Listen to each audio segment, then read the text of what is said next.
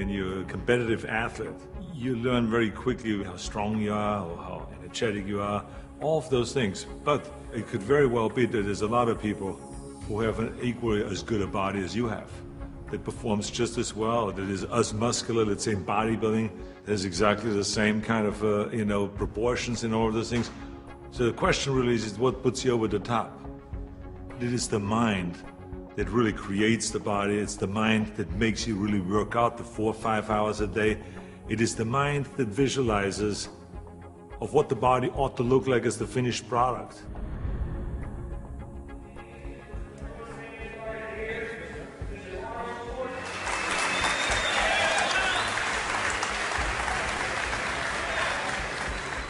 Hello everybody. For the last 2 years, I've been doing exhibitions like this all over California in various institutions and prisons and hospitals and so on. And I've been having a great time, and it's a very satisfying thing for me to do, to spend 1 day every month to come to one of those places and to help the guys with their training and so on. When I used to do seminars on how to become a champion, I would always ask people, why do you want to be a champion? Or what do you want to accomplish? Why are you training? And they will, if a guy will get up and he will say, well, I want to train because I think that if I get muscular and I feel like I'm getting the kind of definition, then I maybe can enter a bodybuilding competition. I said, sit down. I said, if you think this way, you're going to be a loser. You're never going to make it because there's no maybe. You got to get up and say, I want to be a champion. And I do whatever it takes. The amount of hours it takes, the posing, the this, the that, the visualization, looking at training footage, looking at motivational books, reading this, reading, whatever it takes, I would do. That's the answer I want to hear from you. You can detect right away those that are going to be shaky and that will fall behind and they will not go all the way, and those that are very hungry. And that hunger you have to develop because you have to create a goal for yourself, whatever that may be, a short-term goal and a long-term goal, and you got to go after that. And if you do not see it, and if you do not believe it, who else will? The body is very important, but the mind is more important than the body. You have to visualize what that body ought to look like in order to make it win, because that's what creates then the will that you need to go to the gym every day. The will that makes you go into the 4 reps, the will that makes you go beyond when you do your 500-pound reps in the squats and you can't do another rep and your body is shaking. It's the will that makes you go one more time down and struggle up one more time. And so it's all of this, so the mental aspect that motivates you and that makes the difference between you being in the gym full of joy and looking forward to doing that extra rep and looking forward to doing those extra 100 reps in the sit-ups and working past the pain barriers. That all is the mind. That's not the body. So this is why I think the body is very important, but the mind is more important than the body. So you got to go to the gym and feel like every rep that you do is getting you one step closer to that goal, to make that vision that you have turn into reality. And that's why when you look at pumping iron, for instance, you can see that we always had great joy in the gymnasium. And people always were saying, why would you laugh and have a good time? You're working at 5 hours. Well, we did because I knew that every workout, every 5 hours would get me closer to becoming the Mr. Olympia or the Mr. Universe or the Mr. World and all those things. And I think that if you think that along the way you're not going to fail, then you're blind. Because there's no one that I've ever met, no matter how successful they are, that haven't said that they had their failures along the way. You have to. I mean, the only way that you really know that you can lift 500 pounds is if you're willing to fail. So if you're afraid of failure, then you will never grow.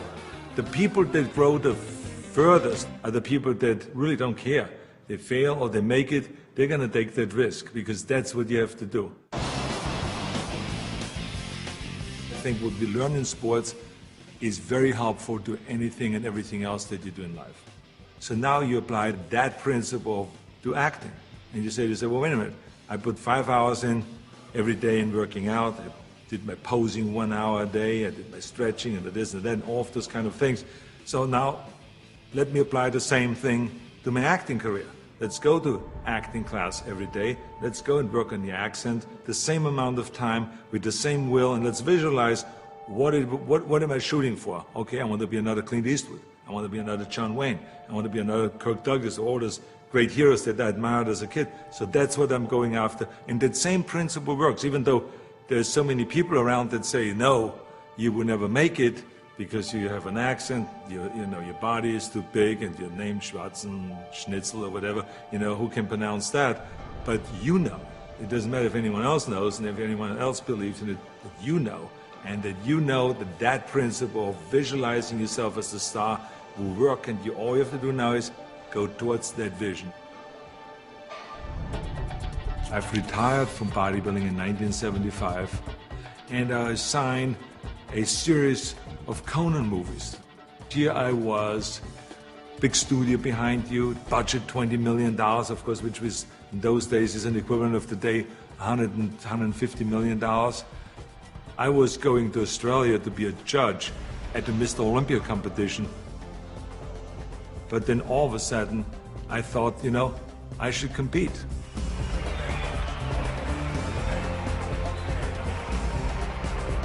I think the competitors felt very disappointed. So they felt kind of, why would I do that? Why would I take that trophy away from them when I have everything else on the plate? And so I think there was disappointment there. And, I just felt, well, that's something that I need to do. I felt very strongly about it, and so I competed.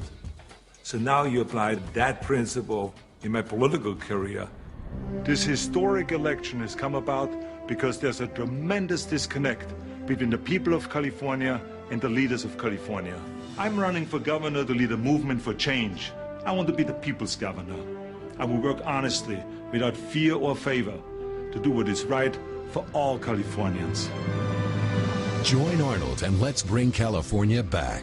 People see me as a big action hero on a screen, and they expect the same kind of bigger-than-life action in reality.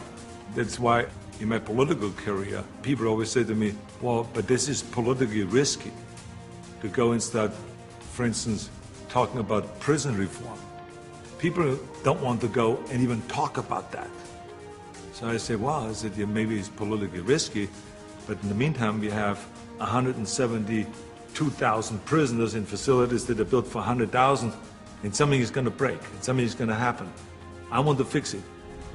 I feel very strong that I can bring people together. I feel very strong that I could unite Democrats and Republicans, all of those things. And I knew exactly what needed to be done to turn the economy around, to bring jobs back, to bring businesses back, to reform, workers' compensation, and to do all of those things. I knew there's certain things that we have to do to turn the economy around and to make people in California feel like that this is, in fact, a golden state. And true enough, after I have announced, and after I ran, and after I won, all of the things that I've planned became a reality.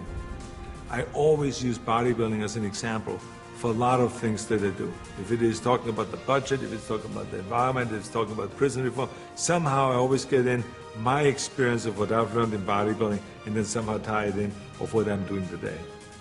I have learned a tremendous amount, and every day still is a learning experience.